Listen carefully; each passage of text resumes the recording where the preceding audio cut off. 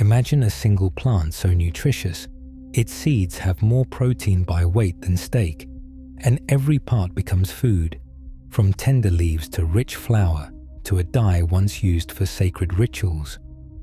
The ancient Aztecs built an empire on amaranth. When the Spanish arrived, they made cultivating it a crime, choking off a 7-in-1 food source that made entire populations independent from powerful landlords and seed sellers. Why did a crop so perfect vanish? And how did its silent war with modern agriculture lead to centuries of secrecy and survival? The answer rewrites not just history, but the future of food itself.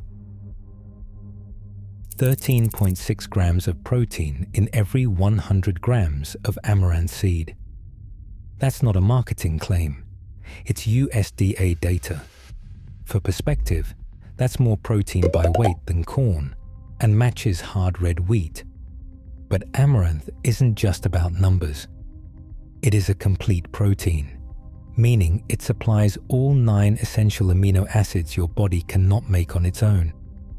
Most grains fall short, especially on lysine, an amino acid crucial for growth, immune function, and turning fat into energy. Amaranth, on the other hand, is loaded with lysine, up to twice as much as wheat or corn. This is not just a technical detail for nutritionists. In practical terms, it means a bowl of amaranth porridge can deliver the same protein quality as an egg, with none of the cholesterol, and more iron than a steak. A single cup of cooked amaranth grain offers 9 grams of protein, 5 grams of fiber, and over a quarter of your daily iron needs. It is rich in magnesium, manganese, phosphorus, and zinc, nutrients that keep muscles firing, bones strong, and blood healthy. The leaves are a powerhouse too, rivaling spinach for iron and packing more vitamin C than an orange. 100 grams of cooked leaves supplies nearly your entire daily value for vitamin K and a solid dose of potassium and calcium. The science is clear. Amaranth isn't just a backup plan for vegans or a footnote in ancient history. It is a nutritional outlier, a plant that packs the protein density of animal foods, the micronutrients of leafy greens, and a balance of amino acids that most crops cannot touch. Nutrition scientists have called it the gold standard for plant-based protein, and modern studies back up what indigenous farmers have known for centuries. This is a food that can stand on its own, meal after meal, season after season. The question is not whether amaranth is good enough. It is why a crop with this kind of profile disappeared from the world's fields and tables. Every part of the amaranth plant pulls its weight in the kitchen. Start with the microgreens, harvested just days after sprouting, packed with flavor and nutrients, perfect for topping salads and sandwiches. Wait a little longer, and the baby leaves come in. Tender, mild, and loaded with vitamins. They are a favorite for fresh salads and quick sorties. Let the plant mature and the leaves grow larger and richer in taste, ready to be cooked like spinach or tossed into stews. These greens offer a steady supply for months, since you can pick them again and again without harming the plant. As the season rolls on, the flower heads, called panicles, take center stage. These vibrant clusters can be steamed or boiled as a vegetable, an overlooked delicacy in most gardens. Once the flowers dry, they reveal thousands of tiny seeds. These seeds are the real prize. Cook them as a hot cereal, pop them like miniature popcorn, or simmer them into a creamy porridge. The seeds can also be ground into flour, delivering a gluten-free base for bread, pancakes, and tortillas. Amaranth flour bakes up with a nutty aroma and a protein content that rivals wheat, but without the gluten. There is more. Certain varieties of amaranth produce deep red or purple pigments in their stems and flowers. These colors are not just for show. They can be extracted as a natural dye for food and textiles. In traditional kitchens, the dye colors drinks, candies, and ceremonial breads.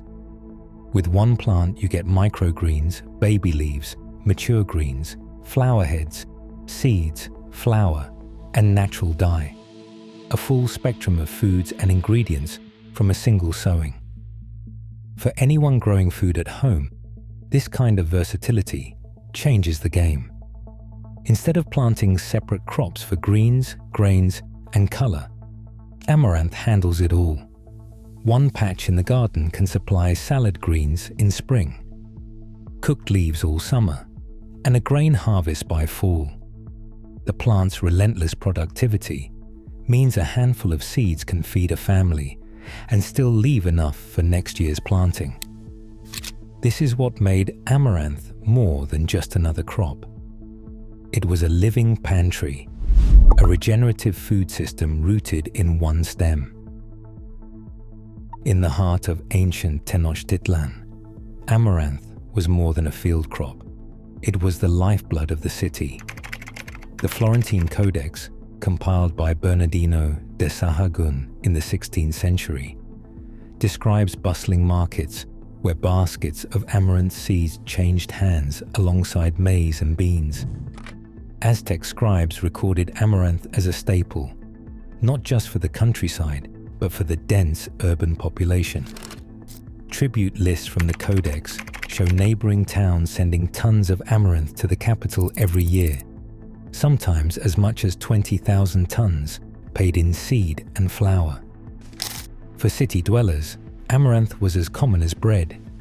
It thickened stews, filled tamales, and appeared in every major meal, feeding workers, priests, and warriors alike. But its value ran deeper than calories. Each spring, Aztec communities gathered to create idols from a dough of amaranth seeds, honey, and sometimes animal blood. These figures, called Tzoalli, represented gods like Huitzilopochtli. The entire city would watch as priests broke the idols and shared pieces with the people, a ritual blending nourishment and faith. The act was both spiritual and practical. Eating the idol meant taking in the strength of the gods and the nourishment of the earth. The Codex describes children, elders, and warriors all partaking, making amaranth a bridge between daily survival and cosmic order. Economically, the plant was woven into the empire's fabric. Farmers paid taxes in amaranth seed, and nobles stored it in granaries as insurance against famine. For the state, it was a strategic reserve. When drought hit or war threatened the food supply, amaranth's resilience, its ability to thrive in poor soil and withstand dry spells, kept markets open and bellies full. It was a food system that did not break under pressure. For the Aztecs, this was security. For rulers, it was power. Amaranth's abundance made the empire harder to starve and harder to control by siege or blockade. A Mesoamerican historian explains that no other crop offered so many layers of value at once. Maize had prestige, but amaranth gave flexibility, greens in spring, grain in autumn, ritual food for festivals, and a safety net against hunger. The Codex illustrations show women grinding seeds, children carrying bundles, and priests shaping dough into sacred forms. Every stage of life, every corner of the city, depended on this plant. Its role was so central that to remove amaranth would not just change the menu, it would unravel the social and spiritual fabric of an entire civilization. Spanish authorities wasted little time after the conquest. By the 1520s, edicts from both church and crown began targeting amaranth fields across central Mexico. Missionaries condemned the plant as a symbol of idolatry, citing its use in ritual idols and public festivals. Official orders banned not only the religious ceremonies, but also the cultivation of amaranth itself. In the records of Bernardino de Sahagún and other chroniclers, the message is clear. Growing amaranth was now a criminal act. Colonial administrators enforced these bans with a mix of legal and physical intimidation. Reports from the era describe Spanish soldiers and clerics moving through villages, uprooting crops, and burning entire fields. The destruction was not a one-time event. By 1540, Dominican friars estimated that over 10,000 hectares of amaranth had been destroyed, a campaign that stretched from the Valley of Mexico into the highlands of Oaxaca and Guerrero. The aim was to erase the crop from both farmland and memory. Legal documents from the period show a pattern. Indigenous farmers were ordered to tear out amaranth plants and replace them with maize or wheat. These replacement crops required more labor, more water, and more dependence on colonial seed supplies. The shift was enforced through tribute quotas and land inspections. For many communities, refusing to comply meant risking severe punishment. Some colonial chronicles claim that growing amaranth could cost a person their hands, a detail repeated in later retellings and popular histories. But historians debate how often this penalty was actually carried out. While the threat was real enough to spread fear, archival gaps make it hard to know whether cutting off the hands was official policy or a tool of terror used selectively.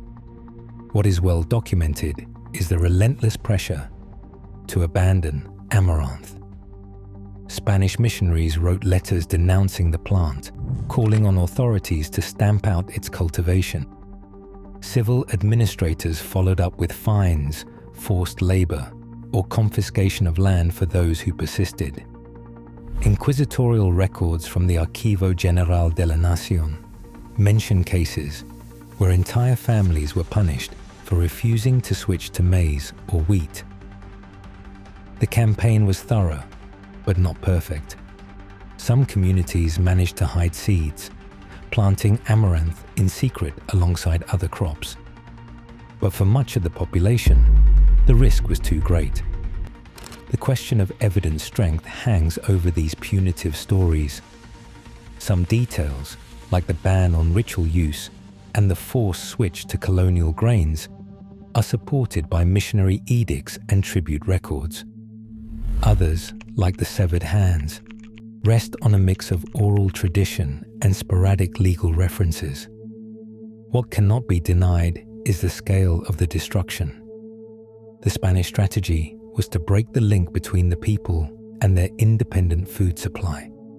By criminalizing amaranth, they attacked both the body and the spirit of a civilization. The next chapter in the story asks whether a plant this tough could ever be fully erased. That question remains a challenge and a promise for anyone interested in food independence. Amaranth refuses to play by the rules of modern agriculture, an agronomist explains. This is one of the few broadleaf crops that uses C4 photosynthesis.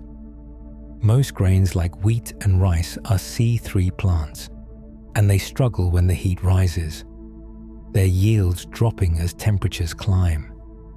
Amaranth, on the other hand, keeps growing strong in the kind of heat that would scorch a cornfield. Its leaves channel carbon dioxide through a turbocharged pathway, locking in moisture and energy with a fraction of the water. Even in poor, rocky soils, amaranth holds its own, producing food where other crops give up. But it is not just the heat tolerance that makes amaranth a thorn in the side of industrial agriculture. The plant is a master of self-preservation. One mature amaranth can produce tens of thousands of seeds, tiny, nearly weightless, and built to survive.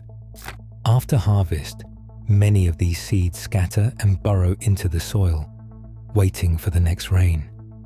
The following year, they sprout without any help. Farmers call these volunteers, For people chasing food independence, it is a blessing. Sow once, and the plant comes back year after year. No seed company required. This relentless reseeding is exactly what makes Amaranth incompatible with the patent-driven seed industry. Seed corporations depend on a simple model. Farmers buy new, patented seeds every season. With Amaranth, that business falls apart. There is no way to force a grower to pay for something the earth gives back for free. The plant shrugs off most pests and diseases without chemical sprays. It does not need synthetic fertilizers to yield a solid harvest. For the corporate supply chain, it is a nightmare. A crop that cannot be locked down, cannot be branded, and cannot be made scarce. In field trials from Mexico's INIFAP and the University of Chapingo, Amaranth outperformed corn and wheat under drought conditions, delivering reliable yields when the others failed. One panicle can hold up to 50,000 seeds. The plant's biology is a blueprint for survival, not dependence. As the agronomist puts it, Amaranth does not just resist control, it makes control impossible. That is why, even after centuries of bans and burnings, the seed never vanished. It hid in the margins, waiting for the right hands to bring it back. Hidden in the folds of mountain villages, Amaranth seeds survived centuries of prohibition and violence. After Spanish edicts outlawed the plant, families in Oaxaca, Guerrero, and the Guatemalan highlands quietly passed seeds from hand to hand, trusting only those who understood their value.